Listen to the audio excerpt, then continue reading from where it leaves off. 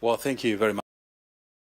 In Broadcasting House, that's right. We're in the city of Juba, here in South Sudan, and of course, we are attending the EAC SME trade fair, which is taking place here in the city of Juba. And of course, we have been discussing many things around how to enhance, as well as to develop the SME industry in this in the region. I mean, bearing in mind that 98% of all businesses in the region are considered to be MSMEs, and so there are questions around policies and, of course, political interventions. Joining us this morning is the Cabinet Secretary for East African Affairs. This is Beatrice Askul. She's attending this fair. She's going to help us understand what the ministry is doing to enhance regional integration and, of course, to support the growth of MSMEs in the region. Waziri, thank you very much indeed for joining us. First of all, help us understand, I mean, the EAC and this trade, the MSME trade, how is it helping the growth of business in the region? Thank you so much. I'm called Beatrice Askul Moy, CS in charge of East Africa Community Affairs, Regional Development and Hustle. We are here in Juba, attending as a ministry the trade fair for the SMEs. And to discuss the importance of all these things, we are going to look at the 4 pillars within EAC, which is a custom union, movement of duty-free goods, also looking at the quota-free within the import and export. We are also looking at the monetary union of it, where we will go for one currency within the community. We are also looking at the East Africa Political Federation, which is the anchor, because a peaceful nation or a peaceful community will enhance development and integration peacefully and freely. And the other matter that we are also going to look at is the common market, where we will, like what we are doing right now here in Juba. The East Africa community traders are here gathered doing their own businesses, I mean, displaying what they have. And you find the importance of such a trade is people are able to exchange the various things they produce in their own home countries, especially within the member states. I'm talking about the 8 member states.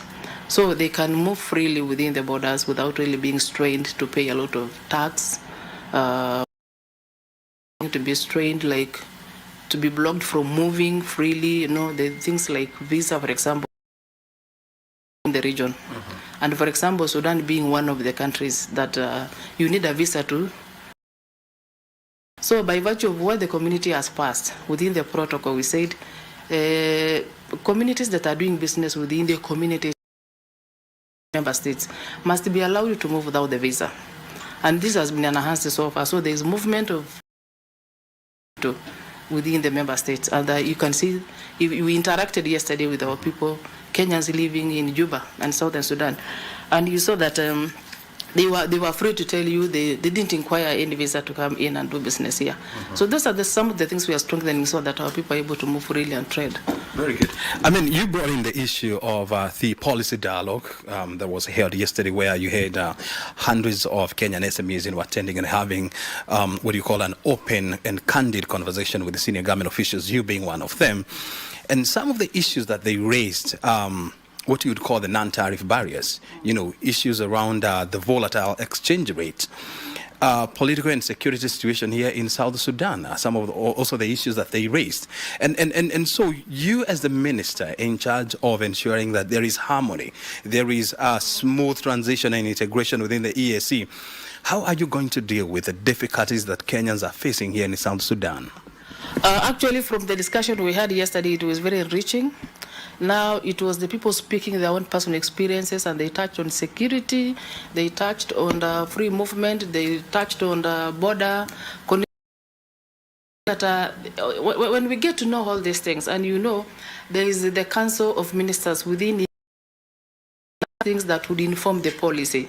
And once we talk to the people, like the experience once, the vehicles are attacked along the way, like across the border. When they are crossing from one border to the other, there are cases where trucks are attacked, people are robbed, and such things are supposed to be taken care of within the policy. And the importance of policy that is put forward through the Council of Ministers, and the ministers represent ministers within the East Africa Community member states. Once they pass that, they will take it back and devolve in their own counties, in their own countries, so that now people are able to implement. Like, for example, if we had agreed a policy on free movement, no tax along the border. So once we agree that way, then the people who are supposed to implement that are the various ministries in the member states. So, and once we do that, and once we also realize there is a country that is not implementing, like the challenge that was said here, that are truly the announcement of free goods. This one was particular to goods, specific goods. It's not well allowed here. So once I get to hear such a story as it was said yesterday, it is up to me to go and pick it up within the Council of Ministers and then put on toes the minister concerned in Southern Sudan to make sure such a policy is withdrawn in their own implementation in terms of policy and allow East Africa communities to interact freely. So this is where we are saying, how do you get to be part of the policy? That is how we make sure the policy is enhanced freely and it is implemented 100%. So, and that is how it will be informed. So that once you interact on a particular thing that is being done, like now for Kenya, we are implementing every protocol that has been agreed freely without constraining any member of the member state.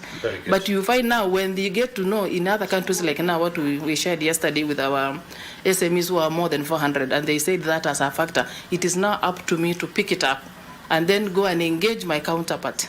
To see how it can be Yes. Very good.